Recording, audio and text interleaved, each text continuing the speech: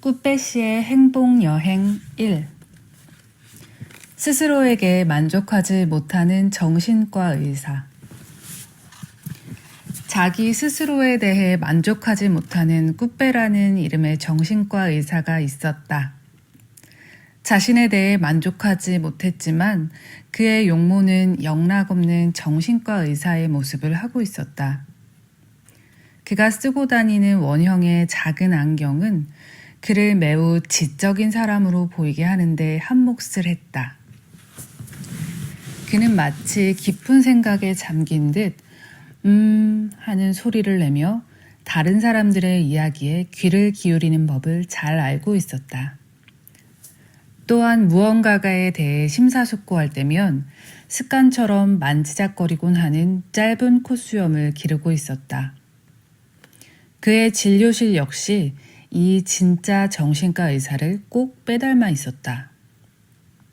진료실 안에는 그의 어머니가 병원 개업 때 선물한 골동품처럼 생긴 긴 의자며 이집트와 인도풍의 모조 조각상들, 그리고 읽기에는 너무 어려운, 어떤 것은 너무 어려워 아예 읽어보지도 않는 책으로 가득 찬 커다란 책장이 있었다.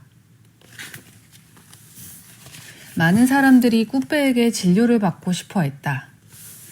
그것은 그가 정신과 의사다운 그럴듯한 모습을 하고 있었기 때문이기도 했지만 그것 말고도 실력 있는 의사들만이 알고 있는, 학교에서는 배우지 않는 비법을 알고 있었기 때문이다.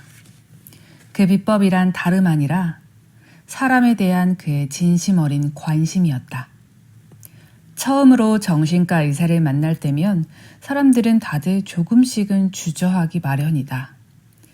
자신이 정신질환을 앓고 있다는 사실을 알고는 있지만 그것을 확인하게 되는 것이 두렵기 때문이다.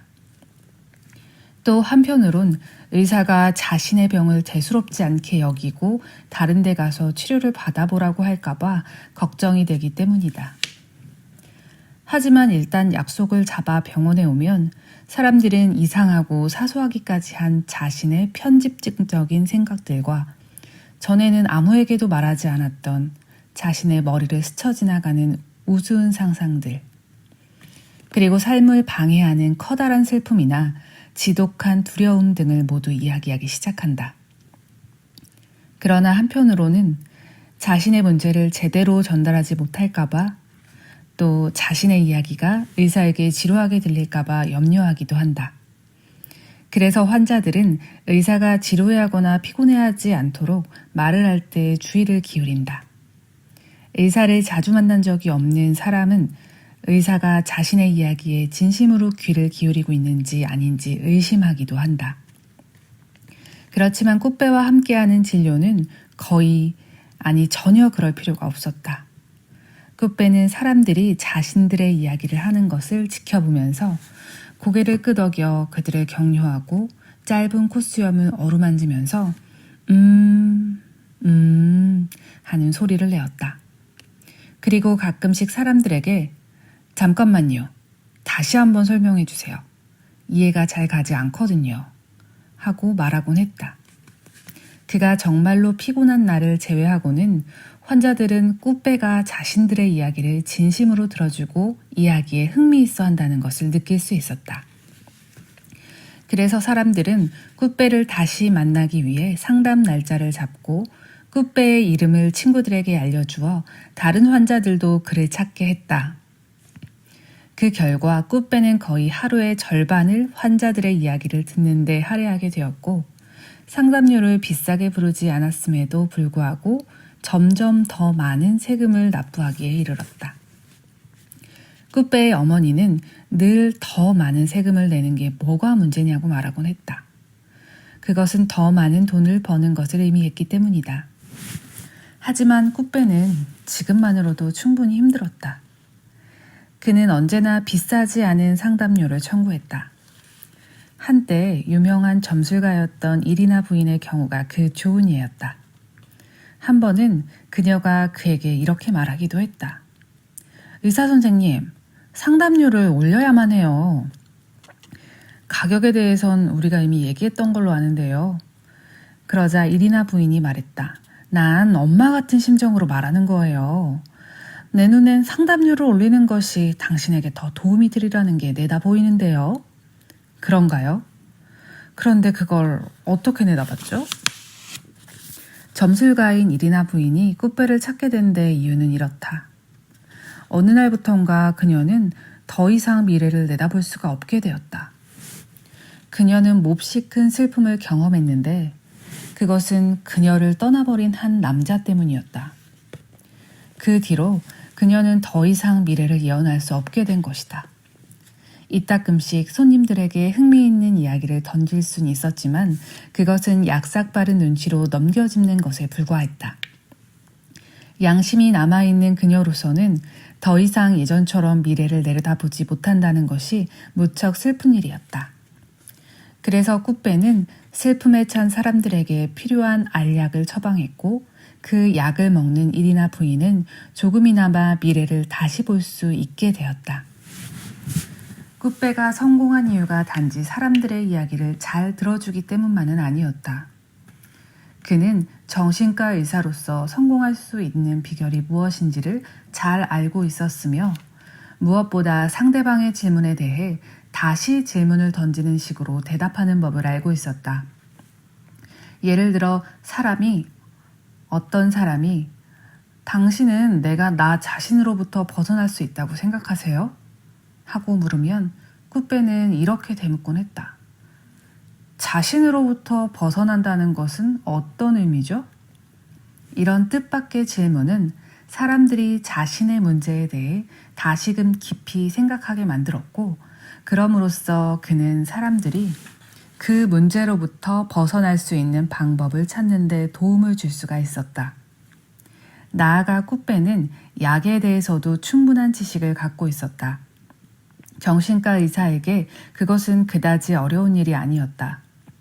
정신질환에 관한 처방전은 크게 4가지 종류밖에 없기 때문이었다. 너무 슬플 때 먹는 우울증 치료제, 두려움에 시달릴 때 먹는 불안 억제제, 지나치게 이상한 상상들을 하게 되거나 환청을 들을 때 먹는 신경안정제, 그리고 마음이 너무 심하게 들뜨거나 가라앉을 때 먹는 신경조절제 등이 그것이었다. 그러나 실제로는 그것보다 약간 더 복잡할 수도 있었다. 왜냐하면 약마다 각각 10개 정도의 우스운 이름이 붙은 상표가 있고 정신과 의사들의 경우에 맞게 그 중에서 가장 적합한 약을 처방해야만 하기 때문이었다. 약은 디저트와 약간 닮은 데가 있어서 모든 사람이 한 가지 디저트만을 선호하지는 않았다. 약 처방이 더 이상 효과를 나타내지 않을 때 또는 증상이 간단해서 약 복용이 필요하지 않은 사람인 경우 꾸빼는 그들을 도울 수 있는 또 다른 방법을 갖고 있었다. 그것은 바로 심리요법이었다. 이름은 거창하게 들리지만 심리요법이란 간단히 말해 환자들의 이야기를 듣고 그것에 대해 대화를 나누면서 환자를 돕는 방법이었다. 여기서 주의해야 할 점이 있다면 평소에 대화하는 것과 심리요법은 같지 않다는 것, 다시 말해 특별한 방법으로 대화를 해야 한다는 것이다. 약의 종류가 다양한 것처럼 심리요법에도 여러 종류가 있었다. 그중 어떤 것은 이미 오래전에 세상을 떠난 사람들이 발명해낸 것이었다. 꾸빼는 아직 살아있는 사람들이 발명한 심리요법을 주로 배웠는데 그래도 그들은 꾸빼에 비하면 꽤 나이를 먹은 사람들이었다. 이것은 정신과 의사가 환자와 토론을 하는 독특한 방법이었다. 사람들은 이 방법을 좋아했다. 그 이유는 세상에는 환자에게 거의 이야기를 하지 않는 의사들이 너무도 많고 환자들은 그것이 별로 마음에 들지 않기 때문이다. 꾸빼는 이리나 부인의 상담 시간에는 가능하면 심리요법을 많이 사용하지 않았다. 그녀에게 질문을 던지려고 하는 찰나에 그녀가 앞질러 이렇게 말하곤 했기 때문이다. 의사 선생님, 난 당신이 내게 무슨 질문을 할지 이미 다 알고 있어요. 더욱 당황스러운 것은 그녀가 예상한 질문이 늘 그런 건 아니지만 꽤 자주 들어맞는다는 것이었다. 직업적인 기술과 약, 심리요법, 사람들을 향한 진정한 관심이라는 그만의 비결은 꾸빼를 능력 있는 정신과 의사로 만들기에 충분했다.